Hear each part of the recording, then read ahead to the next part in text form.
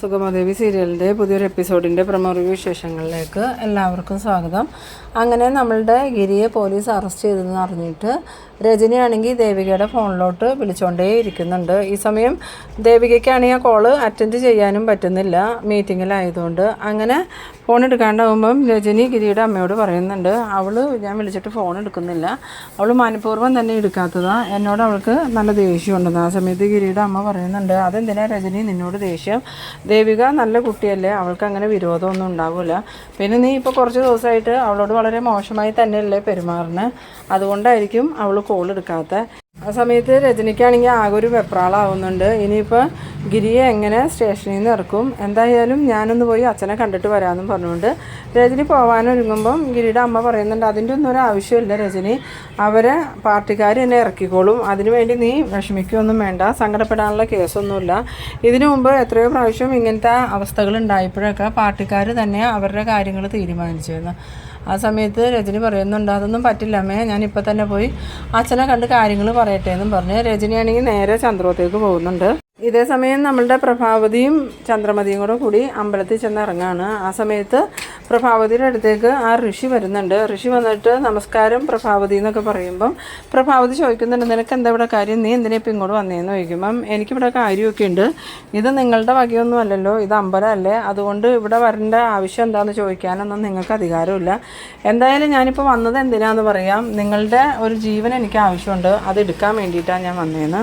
ആ സമയം നമ്മളുടെ ചന്ദ്രമതിയാണ് ഇതൊക്കെ കേട്ടാൽ ആകെ ഷോക്കാവുന്നുണ്ട്. എന്നിട്ട് ചന്ദ്രമതി ചോദിക്കുന്നുണ്ട്, നീ എന്നതാടാ ചെറുക്കായി പറയണേ, നീ എന്താ പ്രഭയോട് ഇങ്ങനെയൊക്കെ സംസാരിക്കണേ, നീ ആരാന്ന് ചോദിക്കുമ്പോൾ പ്രഭാവതി പറയുന്നുണ്ട്, അത് ചന്ദ്രമതിക്ക് മനസ്സിലായില്ലേ, ഇതാ അരുന്ധതിയുടെ മോന, ഇവന് അന്ന് എന്നെ കൊല്ലാനായിട്ട് ചന്ദ്രോത്ത് വന്ന് കയറിയതെന്ന്. ആ സമയത്ത് ചന്ദ്രമതി പറയുന്നുണ്ട്, അത് കൊള്ളാലോ, നിനക്ക് ഇത്രയ്ക്ക് ധൈര്യമായോ, എങ്ങനെയാണെങ്കിൽ നീ പ്രഭയൊന്ന് തൊട്ടു നോക്കുന്നു. ആ സമയത്ത് ഋഷി ചന്ദ്രമതിയോട് പറയുന്നുണ്ട്, നിങ്ങൾ ഇതിൽ ഇടപെടണ്ട, നിങ്ങളും ഞാനുമായിട്ട് യാതൊരു പ്രശ്നവുമില്ല, ഞാനും പ്രൊഫസർ പ്രഭാവതിയായിട്ട് കുറച്ച് പ്രശ്നങ്ങളുണ്ട്, അത് പറഞ്ഞു തീർക്കാനാണ് ഞാൻ വന്നത്, അതിൻ്റെ ഇടയ്ക്ക് നിങ്ങളുടെ കാര്യം കൂടി നോക്കാനൊന്നും എനിക്ക് നേരമില്ല, അതുകൊണ്ട് നിങ്ങൾ മാറി നിൽക്കുന്നു. ആ സമയത്ത് ചന്ദ്രമതി പറയുന്നുണ്ട്, അങ്ങനെ നീ പറയുമ്പോൾ മാറി നിൽക്കാനല്ല ഞാൻ പ്രഭയം കൊണ്ട് ഇങ്ങോട്ട് വന്നത്, പ്രഭയം കൊണ്ട് ഞാനാ വന്നത്, അതുകൊണ്ട് അതേപോലെ തന്നെ പ്രഭയെ തിരിച്ച് ചന്ദ്രോത്ത് എത്തിക്കാനും എനിക്കറിയാം, നീ ഒന്ന് മാറി നിൽക്കണമെന്നും പറഞ്ഞുകൊണ്ട് ഈ ഋഷിയാണെങ്കിൽ തള്ളി മാറ്റുന്നുണ്ട്. ആ സമയത്ത് ഋഷിയുടെ കൂടെയുള്ള ഗുണ്ടകൾ ചന്ദ്രമതിയുടെ അടുത്തേക്ക് നിങ്ങൾ എന്താ കാണിച്ചതെന്ന് ചോദിച്ച് ഓടി വരുന്ന സമയത്ത്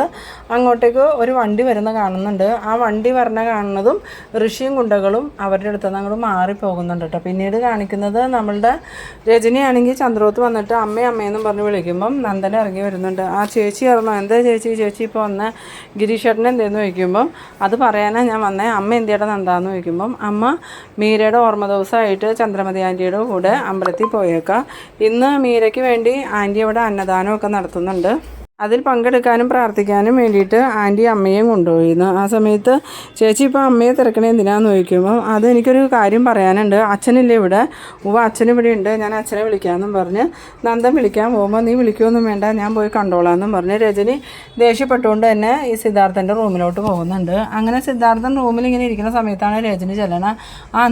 നീ എപ്പോൾ വന്ന് മോളേന്ന് ചോദിക്കുമ്പോൾ ഞാനിപ്പോൾ വന്നതേ ഉള്ളൂ, എനിക്ക് അത്യാവശ്യമായിട്ട് അച്ഛനോടൊരു കാര്യം പറയാനുണ്ട്, ഗിരിയെ പോലീസ് അറസ്റ്റ് ചെയ്തു, ഇപ്പോൾ ഗിരി സ്റ്റേഷനിൽ എത്രയും പെട്ടെന്ന് ഗിരിയെ സ്റ്റേഷനിൽ നിന്ന് ഇറക്കണമെന്ന്. ആ സമയത്ത് സിദ്ധാർത്ഥൻ പറയുന്നുണ്ട്, അതെന്തിനാണ് ഗിരിയെ പോലീസ് അറസ്റ്റ് ചെയ്തതെന്ന് ചോദിക്കുമ്പം ഇന്ന് പാർട്ടിയുടെ എന്തോ പ്രവർത്തനം ഉണ്ടായിരുന്നു, അതിൻ്റെ ഇടയ്ക്ക് ഗിരിയുടെ കൂടെ ഉള്ളവരെയും പോലീസ് അറസ്റ്റ് ചെയ്ത് സ്റ്റേഷനിൽ ഇരുത്തിയേക്കാം, ഞാൻ ഈ വിവരം പറയാൻ വേണ്ടി ദേവികയെ കുറേ പ്രാവശ്യം വിളിച്ചു, അവളെൻ്റെ കോൾ അറ്റൻഡ് ചെയ്തില്ല, അത് മോള് മീറ്റിങ്ങിലായതുകൊണ്ടായിരിക്കും എന്ന് പറയുമ്പം രജനി പറയുന്നുണ്ട്, അതൊക്കെ അച്ഛൻ അവളെ ന്യായീകരിക്കാൻ വേണ്ടി പറയണതല്ലേ, അവൾ മനഃപൂർവ്വം എൻ്റെ കോൾ അറ്റൻഡ് ചെയ്യാതിരുന്നതാണ്, എന്തായാലും എത്രയും പെട്ടെന്ന് എനിക്ക് ഗിരിയെ സ്റ്റേഷനിൽ നിന്ന് ജാമ്യത്തിൽ ഇറക്കണമെന്ന്. ഈ സമയത്ത് സിദ്ധാർത്ഥൻ വേഗം തന്നെ ഫോണെടുത്ത് ദേവികയെ വിളിക്കുന്നുണ്ട്. ദേവികയാണെങ്കിൽ അന്നേരം കോൾ അറ്റൻഡ് ചെയ്യുന്നില്ല. സമയം സിദ്ധാർത്ഥൻ പറയുന്നുണ്ട്, ഞാൻ പറഞ്ഞില്ലേ മോള് മീറ്റിങ്ങിലാണ്, അതുകൊണ്ടാണ് കോൾ അറ്റൻഡ് ചെയ്യാണ്ടിരുന്നത്, ഇപ്പം ഞാൻ വിളിച്ചിട്ടും കോൾ അറ്റൻഡ് ചെയ്തില്ല എന്ന് പറയുമ്പോൾ രജനി പറയുന്നുണ്ട്, അതുകൊണ്ടൊന്നും അല്ല, ഇപ്പോൾ അവൾ വലിയ MLA ഒക്കെ ആയില്ലേ, അതിൻ്റെ പവർ കാണിക്കണേന്ന് പറയുമ്പോൾ വേഗം തന്നെ സിദ്ധാർത്ഥൻ്റെ ഫോൺ ബെല്ലടിക്കുന്നുണ്ട്. കോളെടുത്ത് നോക്കിയിട്ട് മോള് വിളിക്കണേന്നും പറഞ്ഞുകൊണ്ട് വേഗം തന്നെ സിദ്ധാർത്ഥൻ കോൾ അറ്റൻഡ് ചെയ്തിട്ട് ചോദിക്കുന്നുണ്ട്, മോളെ എവിടെയാണെന്ന് ചോദിക്കുമ്പം അച്ഛാ ഞാനൊരു മീറ്റിങ്ങിലായിരുന്നു, അതിൻ്റെ ഇടയ്ക്ക് രജനി ചേച്ചി ഒരുപാട് പ്രാവശ്യം വിളിച്ചു, എനിക്ക് ഫോൺ അറ്റൻഡ് ചെയ്യാൻ പറ്റിയില്ല, ചേച്ചി എന്തിനാണ് വിളിച്ചതെന്ന് അറിയുമെന്ന് ചോദിക്കുമ്പം രജനി ഇപ്പോൾ എൻ്റെ അടുത്തുണ്ടെന്ന് പറയുന്നു. ആ സമയത്ത് ദേവിക പറയുന്നുണ്ട്, ചേച്ചിക്കൊന്ന് ഫോൺ കൊടുത്തേ അച്ഛാന്ന് പറയുന്നു. അങ്ങനെ സിദ്ധാർത്ഥൻ രജനിക്ക് ഫോൺ കൊടുത്തതും ദേവിക രജനിയോട് ചോദിക്കുന്നുണ്ട്, ചേച്ചി എന്തിനായിരുന്നു വിളിച്ചത്? എനിക്ക് ഫോൺ എടുക്കാൻ പറ്റാത്തൊരു സാഹചര്യം ആയതുകൊണ്ടാണ് ഞാൻ എടുക്കാണ്ടിരുന്നതെന്ന് പറയുമ്പം ഗിരീനെ ആ പോലീസുകാരെ അറസ്റ്റ് ചെയ്ത് കൊണ്ടുപോയി. ഇപ്പോൾ സ്റ്റേഷനിലുണ്ട്. എത്രയും പെട്ടെന്ന് ഗിരിയെ ജാമ്യത്തിൽ ഇറക്കാൻ പറയാനാണ് നിന്നെ വിളിച്ചത്. നീ അപ്പോൾ ഫോൺ എടുത്തില്ലല്ലോ എന്ന്. അന്നേരം ദേവിക പറയുന്നുണ്ട്, ഞാൻ പറഞ്ഞല്ലോ ചേച്ചി, ഞാൻ മീറ്റിങ്ങിലായതുകൊണ്ട് എനിക്ക് എടുക്കാൻ പറ്റിയില്ല. ഇപ്പം നീ കാര്യങ്ങൾ അറിഞ്ഞില്ലേ, എത്രയും പെട്ടെന്ന് ഗിരിയെ സ്റ്റേഷനിൽ നിന്ന് ജാമ്യത്തിൽ ഇറക്കണമെന്ന്. ആ സമയത്ത് ദേവിക പറയുന്നുണ്ട്, ചേച്ചി ഞാനതൊക്കെ വേണ്ടതുപോലെ കൈകാര്യം ചെയ്തേക്കാം, ചേച്ചി തൽക്കാലം ഫോണൊന്ന് അച്ഛൻ്റെ കയ്യിൽ കൊടുത്തേന്ന്. അങ്ങനെ സിദ്ധാർത്ഥന് ഫോൺ കൊടുത്തതും ദേവിക സിദ്ധാർത്ഥനോട് പറയുന്നുണ്ട്, അച്ഛാ ഞാനിപ്പോൾ എന്താ ചെയ്യണ്ടേ, നേരിട്ട് അങ്ങോട്ട് പോയാൽ മതിയോ എന്ന് ചോദിക്കുമ്പോൾ, മതി മോള് നേരിട്ട് സ്റ്റേഷനിൽ ചെന്ന് ഗിരീഷിന് ജാമ്യം വേണമെന്ന് പറഞ്ഞാൽ മതി. ആ സമയത്ത് സിദ്ധാർത്ഥനോട് ദേവിക ചോദിക്കുന്നുണ്ട്, അച്ഛനും കൂടി വരുന്നുണ്ടോ അച്ഛാ? അച്ഛനും കൂടി വരുവായിരുന്നെങ്കിൽ അതെനിക്കൊരു ധൈര്യമായിരുന്നു എന്ന് പറയുമ്പോൾ, അതൊന്നും ശരിയാവില്ല മോൾ MLA അല്ലേ, ഞാൻ MLA അല്ലേ, ഞാൻ മോളുടെ കൂടെ വന്നിട്ടുണ്ടെങ്കിൽ അത് എതിർ പാർട്ടിക്ക് ആഘോഷിക്കാനുള്ളൊരു കാരണമാവും. എന്തായാലും ഗിരീഷ് എതിർ പാർട്ടിയുടെ ആളായതുകൊണ്ട് തന്നെ മോളൊന്ന് ശ്രദ്ധിക്കണമെന്ന്. അങ്ങനെ ദേവിക സ്റ്റേഷനിലേക്ക് പോകാനായിട്ട് ഇറങ്ങുന്നുണ്ട്. പിന്നീട് കാണിക്കുന്നത് നമ്മളുടെ ഗിരീഷിനെ കുറച്ച് പാർട്ടിക്കാരെയും സ്റ്റേഷനിൽ കൊണ്ടുവന്നിങ്ങനെ നിർത്തിയിട്ടുണ്ട്. അന്നേരം ഗിരീഷന് SIയോട് ചോദിക്കുന്നുണ്ട്, സാറേ ഞങ്ങളെ സാറിന് പറഞ്ഞു വിടാൻ പാടില്ലേ, ഞങ്ങൾ എന്തിനാണ് ഇവിടെ പിടിച്ചു കൊണ്ടുവന്ന് നിർത്തിയേക്കണേന്ന് ചോദിക്കുമ്പോൾ, മോളിൽ നിന്നുള്ള നിർദ്ദേശപ്രകാരം നിങ്ങളിവിടെ കൊണ്ടുവന്ന് നിർത്തിയേക്കണേ, അതുകൊണ്ട് തന്നെ പെട്ടെന്നൊന്നും വിടാൻ പറ്റില്ല എന്ന്.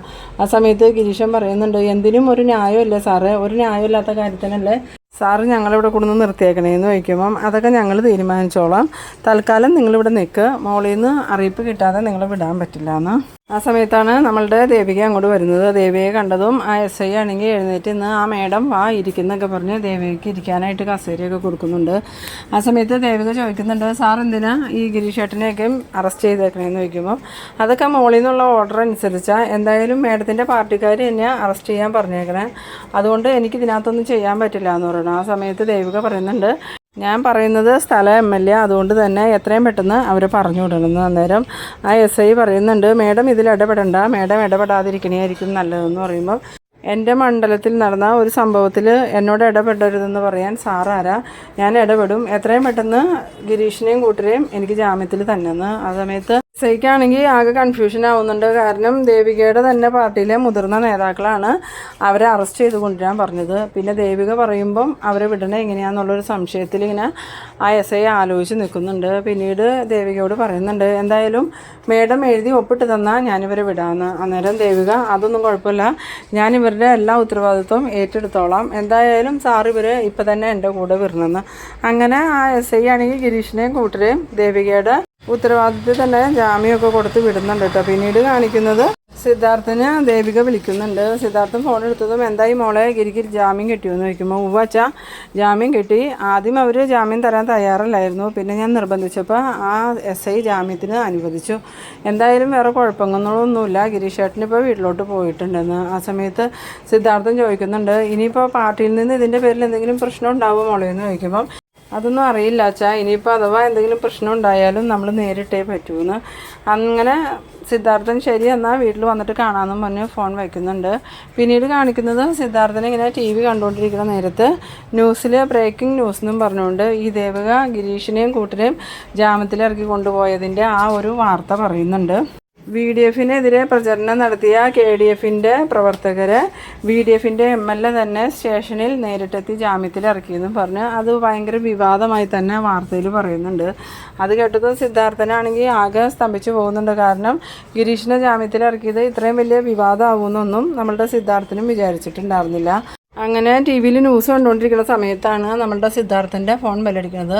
ഫോൺ എടുത്ത് നോക്കിയതും പ്രസിഡൻ്റാണല്ലോ വിളിക്കണതെന്ന് പറഞ്ഞ് സിദ്ധാർത്ഥൻ കോൾ അറ്റൻഡ് ചെയ്തതും പ്രസിഡന്റ് ചോദിക്കുന്നുണ്ട്, സിദ്ധാർത്ഥ തൻ്റെ മരുമകൾ എന്തൊക്കെയായി കാണിച്ചുകൊണ്ടിരിക്കണേ, KDFൻ്റെ പ്രവർത്തകരെ VDFൻ്റെ MLA പോയി ജാമ്യത്തിലിറക്കിയ ഇത്രയും വലിയൊരു നാണക്കേട് വേറെ എന്തെങ്കിലും ഉണ്ടോ എന്ന് ചോദിക്കുമ്പം സിദ്ധാർത്ഥൻ പറയുന്നുണ്ട്, ഇതിലിപ്പോൾ എന്നെ ഇത്ര പ്രശ്നമുള്ളത് ദേവിക ജാമ്യത്തിലിറക്കിയത് എതിർഭാഗത്തിൻ്റെ പ്രവർത്തകനെ അല്ലല്ലോ, ഗിരീഷിനല്ലേ, ഗിരീഷിനും ദേവികയും തമ്മിലുള്ള ബന്ധം എന്താണെന്ന് പ്രസിഡന്റിന് അറിയില്ലേന്ന്. ആ സമയത്ത് പ്രസിഡന്റ് പറയുന്നുണ്ട്, അതൊക്കെ ഞങ്ങൾക്കറിയാം, ഗിരീഷ് സിദ്ധാർത്ഥൻ്റെ മരുമകനാണെന്നും അറിയാം, പക്ഷേ ഞങ്ങൾക്കുടെ കാഴ്ചപ്പാടിൽ VDFൻ്റെ MLA KDFൻ്റെ പ്രവർത്തകരെ സ്റ്റേഷനിൽ നേരിട്ടെത്തി ജാമ്യത്തിലെടുത്തു എന്നുള്ളൊരു പ്രശ്നമാണ് വന്നത്.